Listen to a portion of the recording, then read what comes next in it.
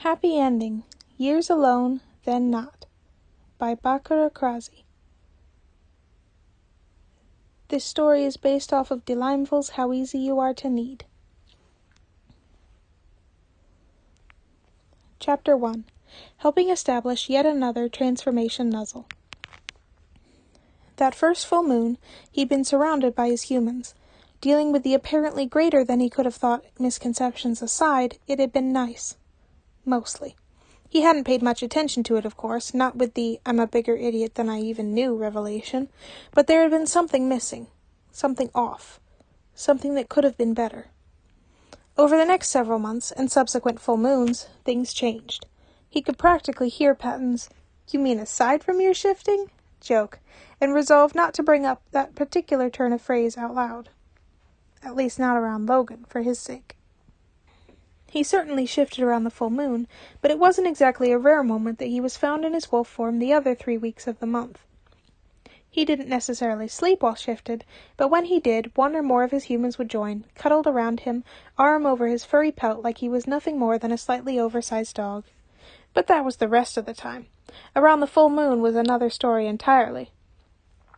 He hadn't realized it fully back when he was by himself in the forest, day in and day out, but his personality was naturally a little different around the time of the moon. He'd always had a natural inclination to monitor the perimeter of his forest, watching over it. He'd always prevented it from magical damage, unnatural threats, dangerous intruders, save 3 humans that could have so easily been threats. That had been true no matter what point in the month it was, so he'd never noticed an increase in feelings when the moon was waxing.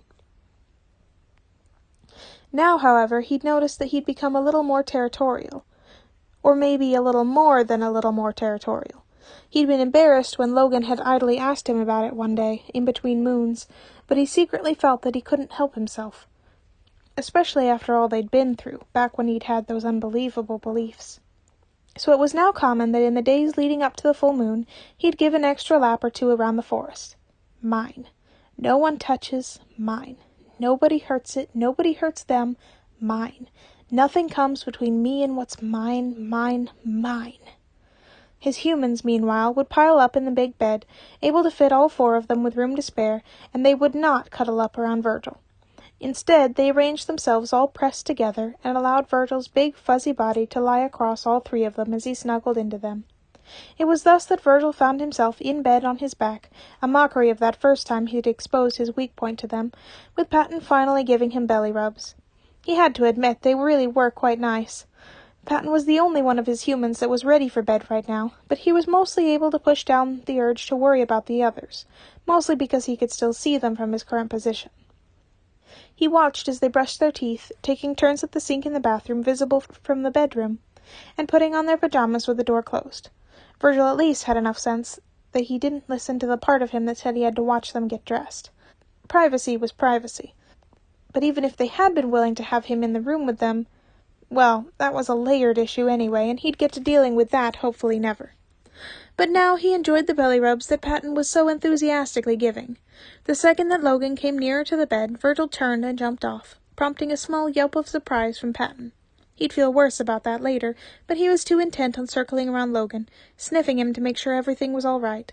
If something had happened to him in the short time he hadn't been paying as much attention, he couldn't allow it. Nobody could touch. But he was fine.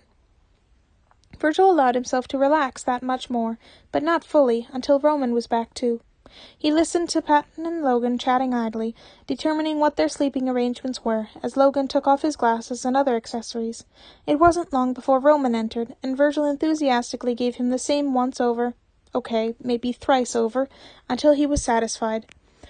Roman chuckled and scratched behind Virgil's ears. He ended in a light tap on his nose, muttering a quiet boop.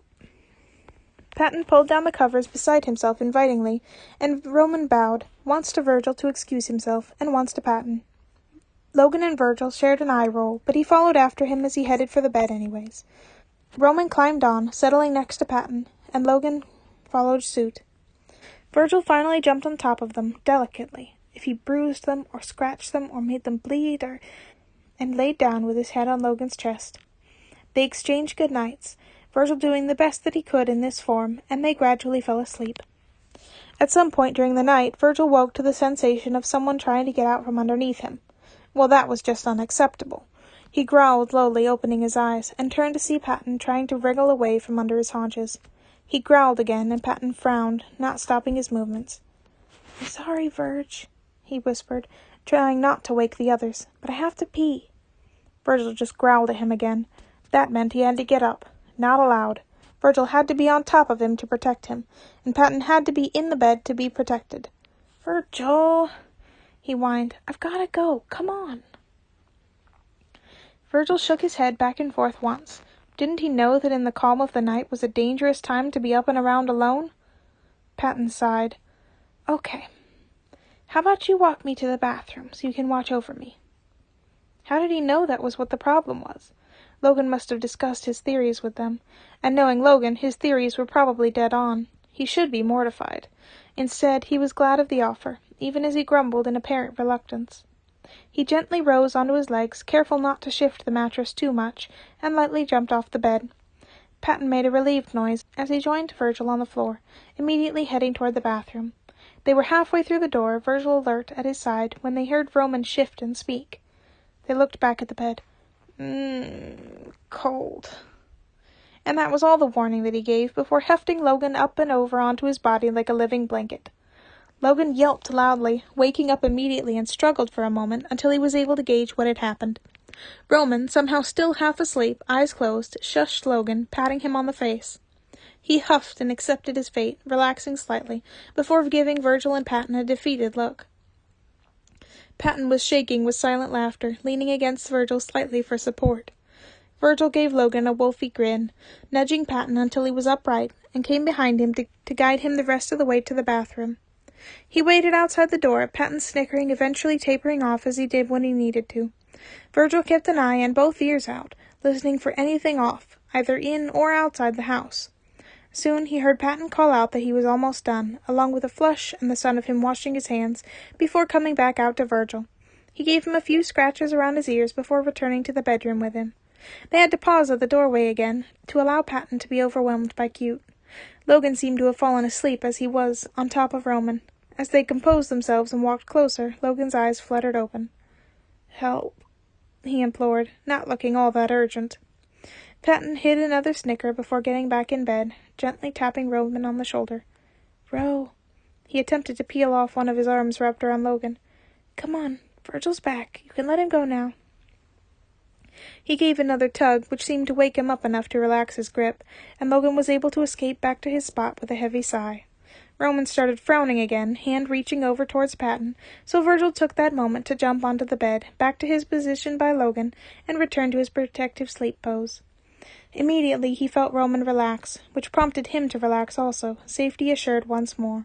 There was minimal movement as he waited for them all to fall asleep again, not content until they did, not able to quell his instincts until he was assured they were safe enough to stop watching over them.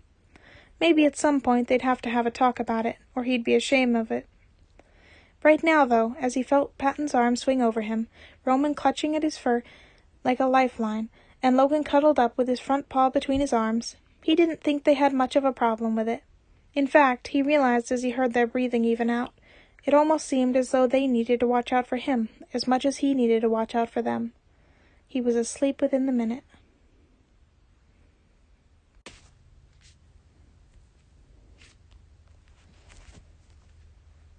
Happy Ending. Years Alone, Then Not. By Bakurakrazie.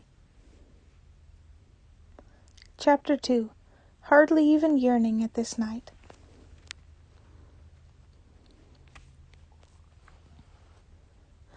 Of course, while he was still protective around the full moon, it didn't mean he was always as intense when it wasn't the night of.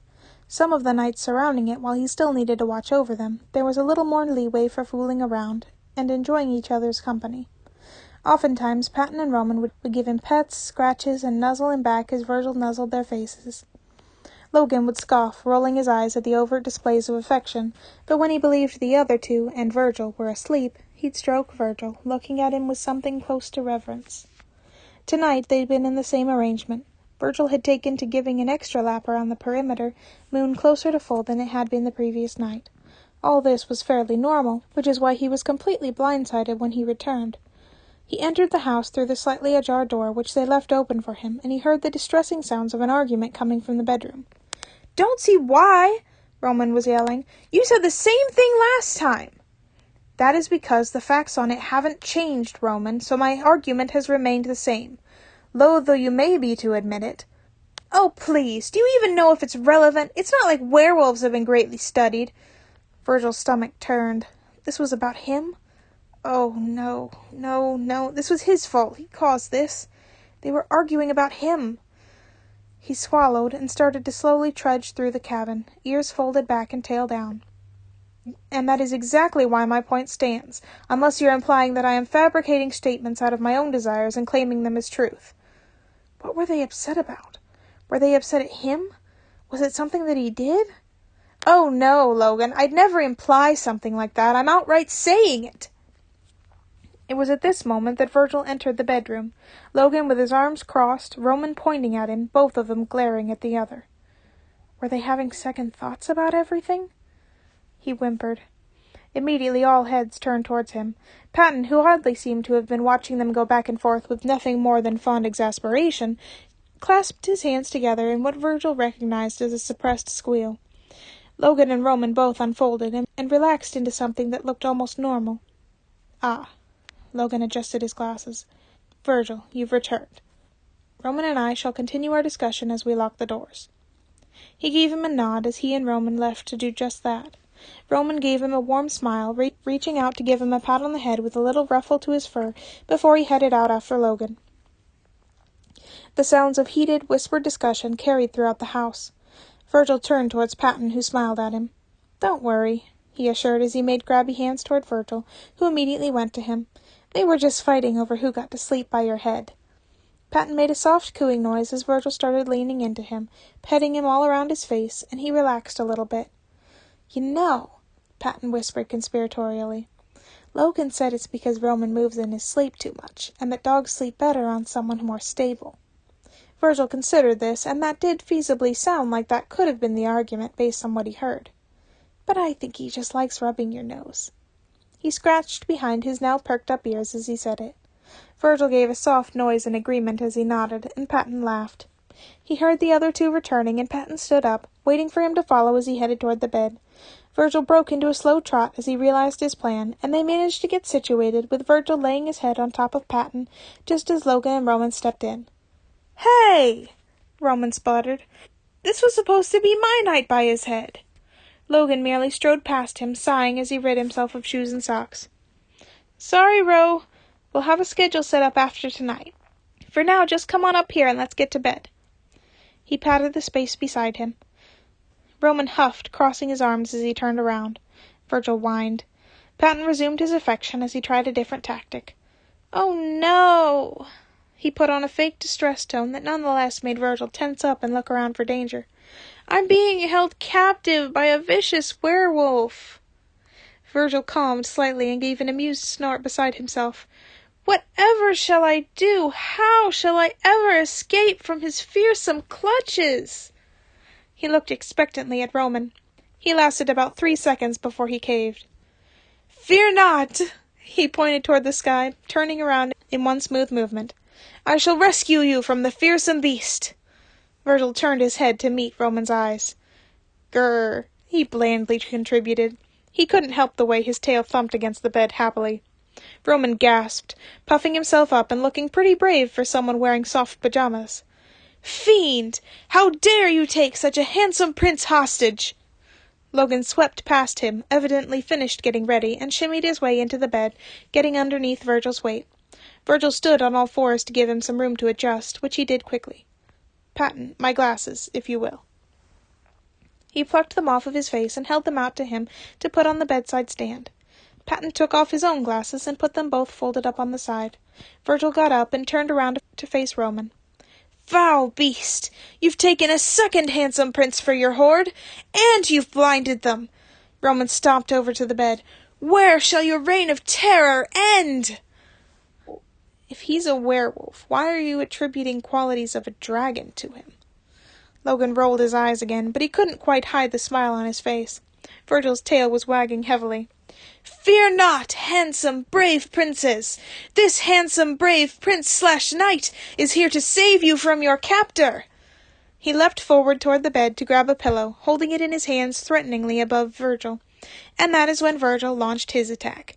He gave Roman a big, long, wet lick from his chin up, before ending it with a firm press of his nose onto Roman's forehead. Virgil, Patton, and Logan were then given the pleasure of watching Roman turn an attractive shade of red, which quite matched the striping on his pajamas. He dropped his pillow. Virgil was grinning the best he could in this form. Patton giggled as Roman began stammering over nothing in particular. "I think he defeated you." Patton grinned. Roman puffed himself up again, frowning with his finger up in the air, ready to argue. Virgil let his tongue loll out slightly. If he were in his human form, he'd be sticking his tongue out. "I concede," Roman admitted, looking down. "I suppose I have no other choice but to be taken hostage too." He trudged over the few steps to the bed, torso hanging forward in exaggerated defeat, feet dragging along the wooden floor as he rolled into bed. "But—" He let his head rise back up, smirking up at Virgil. "Don't you believe for 1 second that I'll go easy on you tomorrow," he began, voice low with the promise of retaliation. Virgil's heart rate increased with what he would later insist was anticipation, as opposed to Roman's voice coupled with the gaze in his eyes. "I'll study your tactics, your weaknesses, and I'll come at you harder tomorrow. And he raised his hand, he placed it on top of Virgil's head, win." He circled his hand around from where it was, down and around to his muzzle.